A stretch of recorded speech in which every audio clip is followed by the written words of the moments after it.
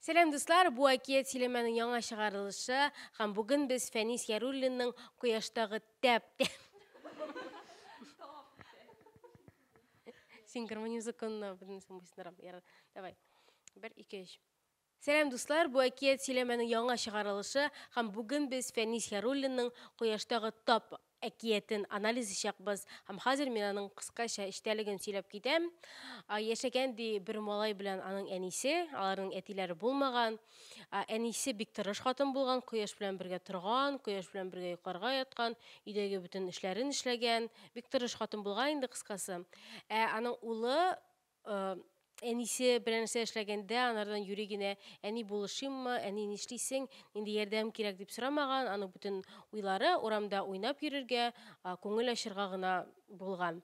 Ham günlerдің bir күні әнесі мұның ауырып кеткен, indi постельде takılgan, хәлсізленіп, ham улына су алып кіреге кушкан, ham салқын суны, çünkü ул үзе дә салқын су эчәргә ярата, һәм аның улы да уйнап кайткачтан салқын су эчә.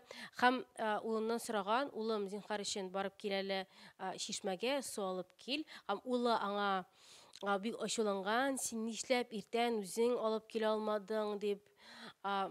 Һәм ниһаять әнисе аны инде сорагач, ул чишмәгә барырга булган, тик әнисе аның тау артындагы чишмәгә барырга кушкан, чөнки анда суы да салкынрак, шифалырак та, тәмлерәк тә. Һәм улы бик инде теләмичә генә киткән тышка, һәм урамга чиләген тотып чыккан, һәм караган, ул әнисе кушкан чишмә бик ерактан да, офыкта урнашкан, һәм аңа кадәр барып җиткәнче ул инде кояшта пешеп җитер иде. Мындагы чишмәдән генә алыйм инде, бер әйбердә булмас әле дип, чиләген куйган да уйнаган, һәм үзе сусагач инде исенә төшкән, су алып кайтасын, тиз генә якындагы чишмәдән су алган да кайткан өенә, әнисе эчкән, баласына бик рәхмәтле булган. Инде бөтенләй бер яхшы диерсең, ләкин малай кире урамга чыгып китә һәм күрә, анда күк йөзендә кояш кинәт карала башлаган һәм инде сүнгән, анда бөтен урамда кош-кортлар да борчыла башлаганнар, этләр дә елый башлаганнар. Малай да бик курыккан һәм тизрәк өенә кайтып әнисенә сөйләгән, әни кояш карала башлады, нишләргә дип, һәм әнисе аңа әйткән, димәк, дөньядагы берәр кеше ниндидер начар эшләгән, начар эш түгел, алдаган, чөнки кояш ул бөтен әйберне күрә, һәм монда инде малай дөресен әйтергә булган. Әни ди, мин суны якын чишмәдән генә алдым, син кушкан ерак чишмәдә түгел, гафу ит инде мине дигән, һәм шул мәлне кояш та яктыра башлаган, һәм инде бөтен дөнья ачык булган. Кошлар да уянган, этләр дә кәефләнеп киткәннәр, ләкин кояшта кечкенә генә тап калган. Һәм димәк, хәзер без анализны башлыйбыз. Кызлар, кем беренче сүз ала? Кызлар, әйдәгез инде. Кыскача эчтәлеге шул иде, һәм кызлар кем анализны башлый, кемнең фикерләре бар? Минемчә, бу егетнең мондый әнисенә ярдәм итмәүе, үзе өчен генә эшләү, үзенең эчәсе килгәч кенә су артыннан баруы, әтисенең воспитаниесе булмауы, тәрбиясе булмауына каратадыр инде дип уйлыйм, чөнки ир балага ир-ат тәрбиясе кирәк дип. Минемчә, әти генә тәрбиясе түгел, монда әни тәрбиясе дә бик мөһим бит инде. Димәк, әни дә кирәкле тәрбия биреп бетермәгән улына. Ул бит инде рушалатып әйтсәк, эгоист булып үскән, үзе турында гына уйлый. Күп кенә, хәзер алсак, күп кенә примерлар бар бит. Әни кеше бер үзе баланы тәрбияләп, бик яхшы егет кызлар үсәләр. Анда онытырга кирәк түгел. Ул менә бала әнигә булышу дигән сүзне, фикерне үзенең башында йөртми дә, ул шул уйный да уйный, бүтән эше юк. Шулай киләчәктә дә ул бернинди дә шәхес була алмыйча. Һәм монда да чыннан да кызлар фикере белән килешәм. Әнисе инде балага кечкенә чактан ук, ой, инде үзем эшләрмен, бала ял итеп торсын, әле өлгерер эшләргә, миңа авыр түгел бит инде. Менә шулай әйтә-әйтә, үзенең баласын бозып бетергән диек. Һәм монда шулай инде әтинең булмавы, анда барыбер әнисе шундый бераз йомшак булса да, әтисе әйтер иде, әйдә малай эшлә, теге бу дип, һәм мин кызлар белән килешәм. Минем дә әйтеп китәсем килә. Мәсәлән, хәзерге көндә караганда кайбер гаиләләрдә әтисе дә, әнисе дә бар, ләкин аларның уллары, кызлары эгоист булып үсә.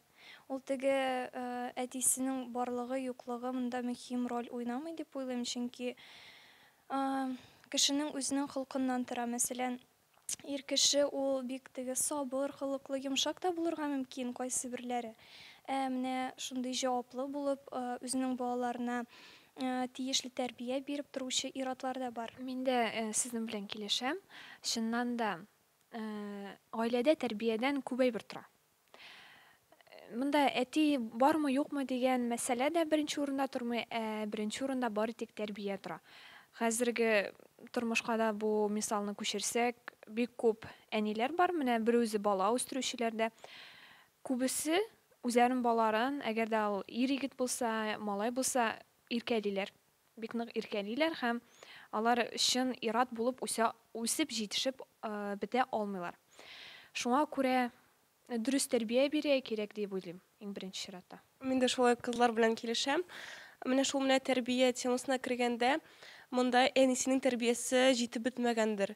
Чөнки бала шул кадәр эгоист, хәтта аның әнисе авырганда да ул үзен генә уйлый, ул уйный, ул каршыдаша үзең бар ди. Бу бала эгоист булып үскән, шулай ук тәрбия җитеп бетмәгән дип уйлыйм. Миңа калса, әти кеше ул хатын-кызны хөрмәт итәргә, өйрәтергә тиеш бит инде.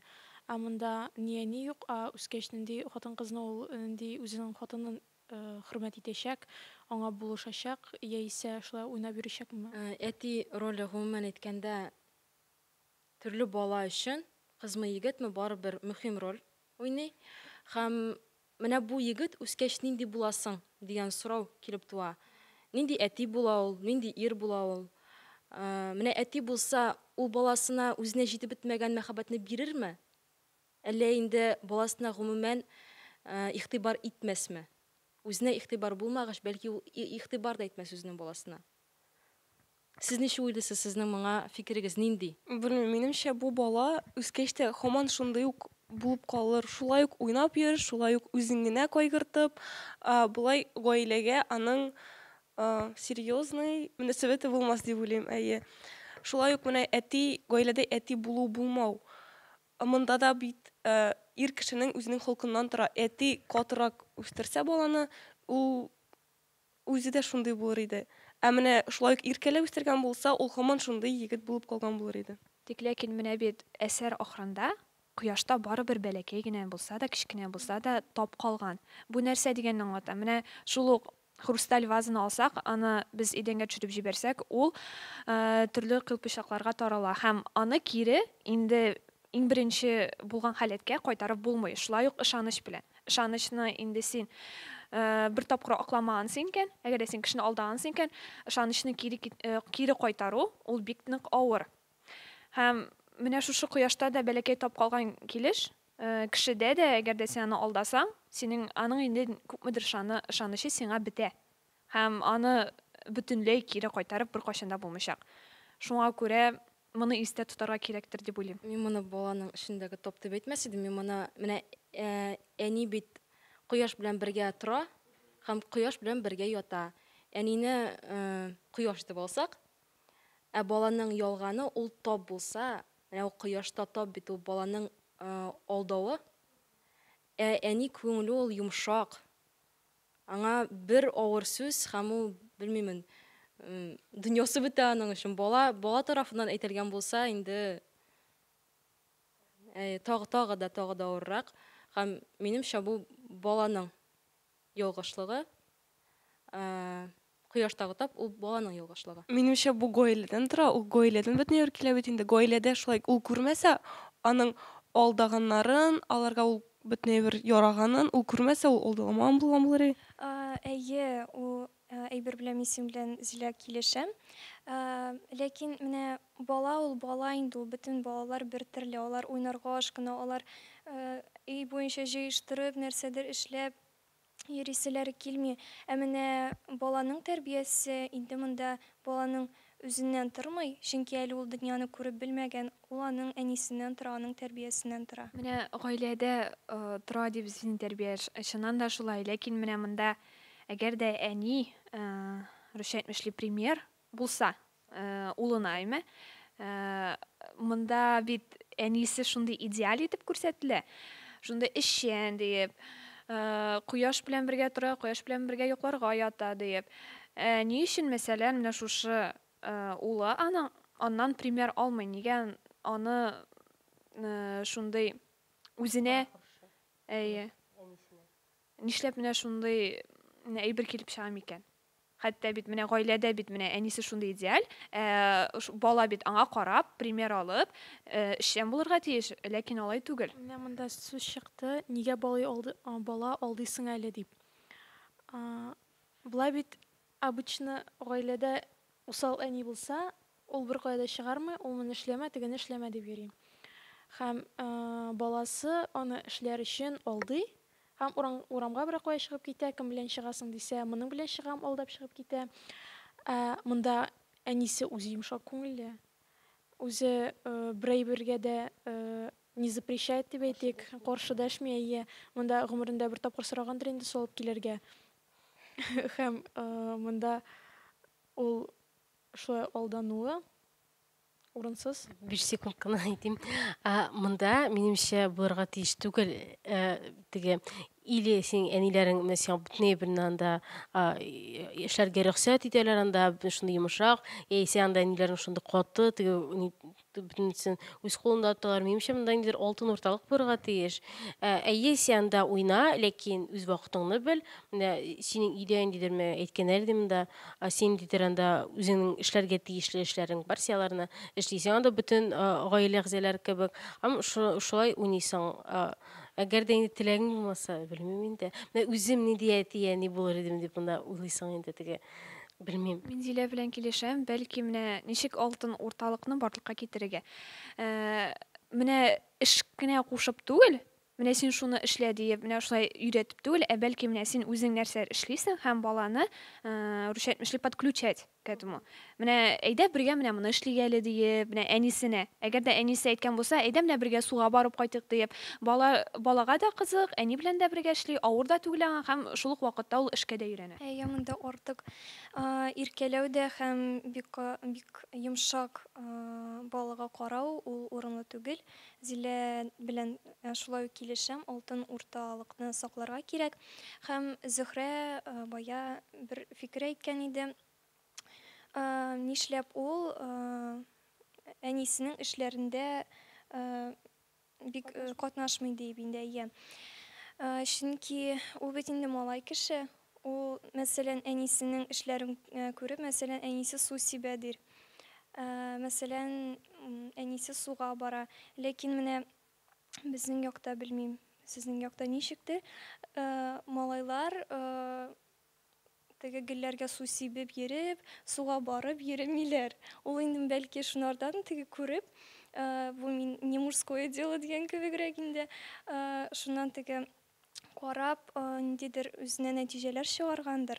Бәлки, әйе, монда әтисе булса, ул теге ират эшен күреп, аны эшләргә тырышыр иде, ә монда андый эш күренми. Мин дә шулай килешәм, ул алтын урталыкны табу белән, анда авторитет, гаиләдә әнисенең авторитеты юк дигән сүз. Һәм менә Раилә әйтте хәзер, ул әнисенең хатын-кыз эшен эшләми ди. Менә гаиләдә әти булмагачтын, димәк, әти эшен дә әни эшли бит бу гаиләдә. Ул барыбер шуларны эшләргә тиеш. Менә безнең гаиләдә безне уйнарга чыгармалары кайбер менә синең эшләрең бар, анда су сибергә, тагы нәрсә эшләргә, идән юырга, шуларны эшләмисә, без уйнарга чыкмый идек. Һәм менә абый минем үзенең дусларын алып килеп, бөтен yerni баштан тиз-тиз генә эшлиләр иде. Аннарысын гына ул уйнарга чыгып китә иде. Менә бездә шундый гына юр бар. Ансы белән килешәм инде. Ул теге малай кеше булса да, ул өйдәге эшләрне эшләргә тиеш. Тем более әнисе үзе генә ялгыз гына булганда, ул теге карап, күреп, анарга ярдәм итү хиссе анарда барлыкка килергә тиеш. Эльвирның сүзен йомгаклап әйтәм, десем инде әни бит әти дә ролен, әни дә ролен үтәргә тиеш. Бу бик авыр. Шундан торга кирәк түгел, инде идеаль кеше юк икән беләбез. Монда инде шул бер сорау туа, бала нинди булып үсә. Төзәлдеме ул бу кояш каралудан, юкмы?